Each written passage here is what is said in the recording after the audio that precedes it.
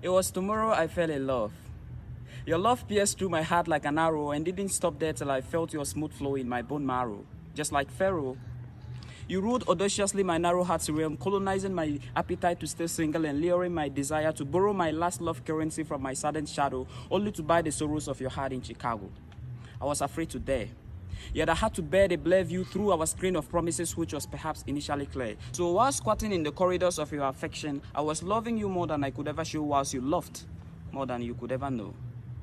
That same Monday, I was loving you on Friday, but to meet you on Tuesday and wanting to wed you on Wednesday, your little pride sat in between our joy on Saturday. Maybe that was enough to gist me on how to walk through the dark night on Thursday, if the sun still didn't appear on Sunday.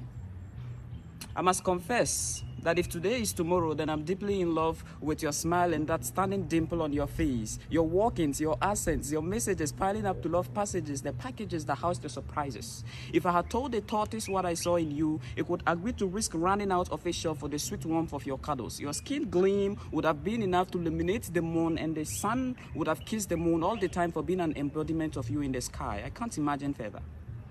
It's good that I can't imagine further, for it never happened this way, when only love could make a way for me to lay my heart in a bay in your name. Well, today was tomorrow yesterday, so I fell under the influence of your love's gravity to theorize a new concept of free fall that Sir Isaac Newton had never thought of. I know it's a very dangerous thing to take, but I never knew the venom of your love could diffuse all over my body, even to my brain, that I could not plan for our separation that year. You see, in January, if I knew, I would tie my fingers to the stem of your roses, not to break them apart, but to ensure that even the food I ate tasted like you. I would uproot them and bury them far in the Garden of Eden, just so our love would reflect as deeply as that of Adam and Eve. In February, I would have told my heart to wear a helmet, for the journey through the skies to the heavens of your love was clumsy, and you never told me. Stab you with a knife, and you bleed out all the reasons why you think I don't deserve one more chance. In March, I will love you all over again and again. In April, you would have wanted to know why the storm broke into our room and shattered our mirror, why we couldn't see each other for a while, and I would explain that I never had a signal for this, for the clouds were never dark. In June, I will call on the angels to revive your sweet dreams about us, just so you could remember that we promised to be together forever.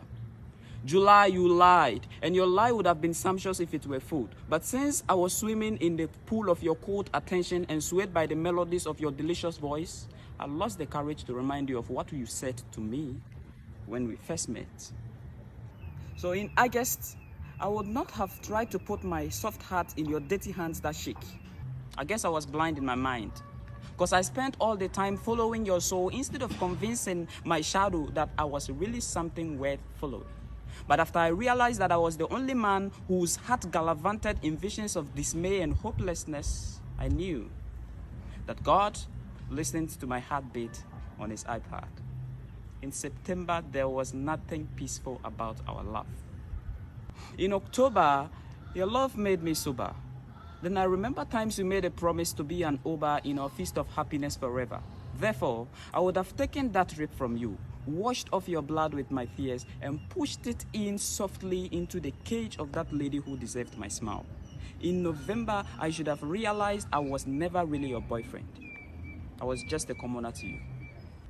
In December, the butterflies flee from your envelope of love, tantamounting to a swift disappearance of my inseparable shadow from my soul. You don't cast so fast that I could even chop breakfast at last. This made me want to cry out our memories at the seashore, to be sure of the similitude of the sea tides to that cruel storm of broken love. I will see you tomorrow, but I loved you yesterday. Today, loving you requires practice, and I don't have the patience. Hassan, the poet.